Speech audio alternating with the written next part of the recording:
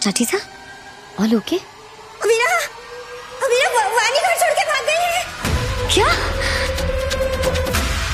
हुआ? क्या चाची सा? मैं उसे खाना खिलाने आई तो वो यहाँ रूम में नहीं थी। उसकी जो 2-3 जोड़ी कपड़े थे ना वो भी यहाँ नहीं है। बेटा एक छोटी सी चिट्ठी छोड़ के चली गई है वो तेरे नाम की। इतनी छोटी सी चुटकी बाहर कहाँ जाएगी पता नहीं। अमीरा कुछ करना बेटा, बहुत टेंशन हो रही है प्लीज। मारी बारी अभी पानी कहीं खो गई है, मुझे उसे ढूंढने जाना पड़ेगा। बेटू आप प्रेजेंटेशन दे देना, अच्छे से देना। वैसे भी आप मेरे माँ इंटेलिजेंट बेबी हो ना, आपको तो सब कुछ आता है। पर ये प्रेजेंटेशन मम्मा या पापा के साथ देनी है। आई नो बच्चे, लेकिन मैं अगर रुक सकती होती तो मैं रुक जाती, लेकिन अभी वानी पता नहीं कहाँ है। हो सकता है वो डेंजर में हो बेटू, मुझे उसे ढूंढने जाना पड़ेगा। I am really really sorry my गुड़िया। मैं पापा को फोन कर दूंगी, वो प्रेजेंटेशन के बाद आपको पिकअप करने आ जाएंगे, ठीक है? मैम एक इमरजेंसी आ गई है तो मुझे जाना पड़ेगा। इसके पापा इसको प्रेजेंटेशन के बाद पिकअप कर लेंगे, तब तक इसका ध्यान रखना। मायरा तुम प्रेजेंटेशन किसके साथ दोगी? ये रिश्ता क्या कहलाता के लेटेस्ट एपिसोड में हम देखेंगे कि जो अरमान है उसने फाइनली ये डिसाइड कर दिया है कि वो महर मित्तल का केस रीओपन करेगा और वो उसके फादर के पास जाता है और बोलता है कि मुझे ये केस रीओपन करना है। अब उनके जो फादर है उनका जो रिएक्शन होता है वो काफ़ी ज़्यादा काम होता है और कहते हैं कि ठीक है, अगर आपको ये केस रीओपन करना है तो इसमें मुझे कोई भी प्रॉब्लम नहीं है और आप कर सकते हो। अब अरमान जो है वो काफ़ी ज़्यादा शॉक में आ जाता है क्योंकि उसे लगता है कि जब मैं उनके पास जाऊंगा और ये बात बोलूँगा कि मुझे केस रीओपन करना है तो वो गुस्से में आ जाएंगे, पर ये यहाँ पर तो ऐसा कुछ भी नहीं हुआ। वहीं अब अरमान सोचता है कहीं अभीरा मुझसे झूठ तो नहीं बोल रही है और कहीं अभीरा को जो कोई गलतफहमी तो नहीं हो गई है, पर अरमान को अब पूरा सच जानना है, इसीलिए वो केस रीओपन कर रहा है। वहीं हम दूसरी तरफ देखेंगे कि जो मायरा के दिल में वानी के लिए बहुत सारी नफरत भर गई है और वो अभीरा को कहती है कि वानी जब से हमारे घर पे आई है तब से हमारे घर में प्रॉब्लम्स हो रही है और हमारी जो बिल्ला फैमिली है वो भी दूर हो गई है। वेल अभीरा समझाने की बहुत कोशिश करती है पर मायरा समझती नहीं है और वो बस वानी पर गुस्सा करते हुए नजर आएंगी। वहीं देखेंगे कि जो क्रिश का सच है वो भी सबके सामने आ गया है, मतलब हमारे अरमान के सामने आ गया है और क्रिश जो है वो अरमान के पास पहले जाते हैं और बहुत अच्छा बनने की कोशिश करते हैं, बोलते हैं कि मुझे पौधार फॉर्म वापस ज्वाइन करना है, प्लीज़ मुझे माफ़ कर दो। वहीं अरमान कहता है कि तू कितना झूठ बोलेगा और मुझे पता है कि तू कभी बदलने वाला नहीं है। वही अरमान बताता है कि जो पार्टी के दिन तूने किया ना वो सब तेरे वजह से हुआ, तूने जानबूझ के वो बॉक्स में वानी को डाला और ये सब के बाद वानी कितनी शौक में आ गई, तुझे कुछ पता भी है? तू सिर्फ और सिर्फ घर में आग लगाता है, वो छोटी सी बच्ची को भी नहीं बख्शा तूने। अब ये सब सुनकर तानिया काफ़ी ज़्यादा गुस्से में आ जाती है और वो क्रिश को काफ़ी भला बुरा कहने लगती है और क्रिश जो है वो चुपचाप सुनता रहता है।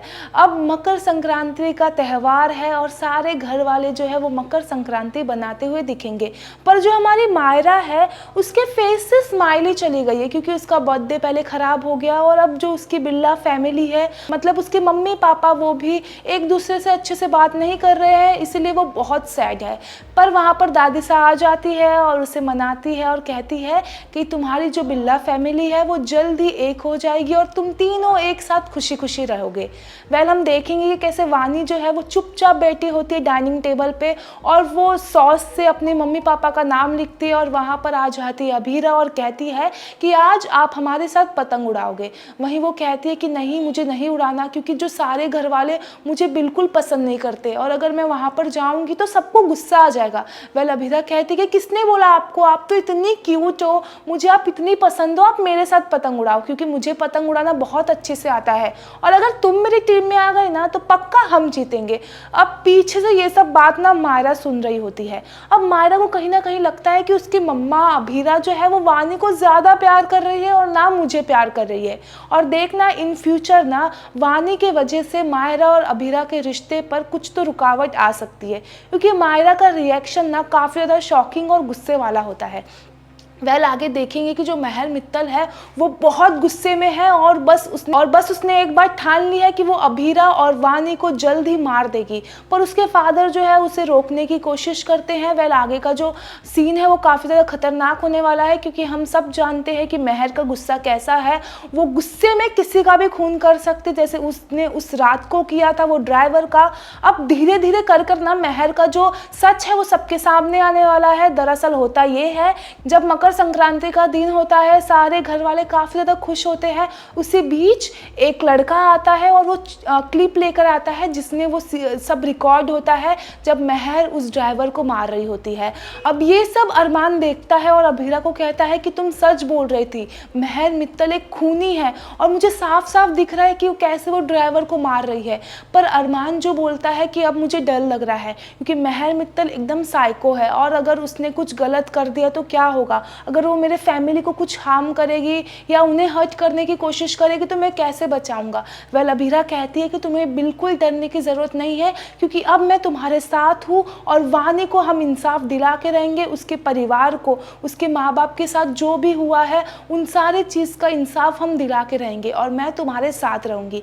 वेल आगे देखना होगा कि अरमान और अभीरा ये सबसे कैसे बाहर निकलेंगे और महर मित्तल का केस क्या अरमान सॉल्व कर पाएगा या फिर कुछ प्रॉब्लम या कॉन्फ्लिक्ट आ जाएगी, क्योंकि ऐसा लग रहा है कि ये सब के बाद ना पौदार हाउस जो है वो पूरी तरीके से टूट जाएगा, क्योंकि जो महर मित्तल के फादर वार्निंग दे चुके हैं कि अगर अरमान जो है वो उसकी बेटी को सजा देगा तो मैं पूरा पौदार फर्म और जो पौदार फैमिली है उसको बर्बाद कर दूंगा और अरमान को पूरे तरीके से तोड़ दूंगा। भाई ये वार्निंग ना लग रहा है कि आगे कुछ फ्यूचर में बहुत ज़्यादा धमाकेदार होने वाला है और बहुत ज़्यादा डार्क होने वाला है शो। वेल आपकी क्या राय है ये